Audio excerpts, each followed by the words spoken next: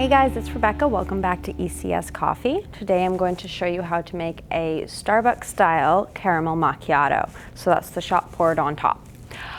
What I'm going to do first is set up the shot, but not pour it. I'm going to let that go.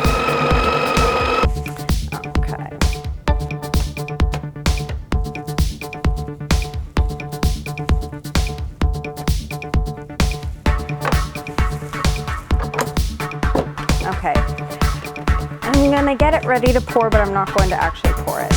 I'm going to put 1 ounce of vanilla, so that's 2 puffs.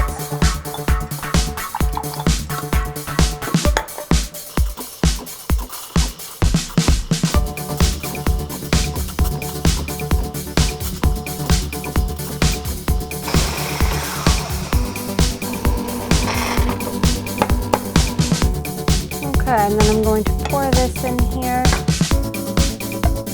and get my shot started. So I have a lot of customers ask me how to make caramel macchiato when they come in here looking for syrup, and their initial thought is obviously that they do use caramel, but they obviously don't. They use vanilla instead, and then they do use the caramel drizzle on top, which we do have today. But yeah, it's really just the espresso and the way it is poured in mixed with the vanilla that gives it that caramel flavor, not actual caramel. And that's it. That's very easy to make, and it's a little backwards and upside down, but very delicious.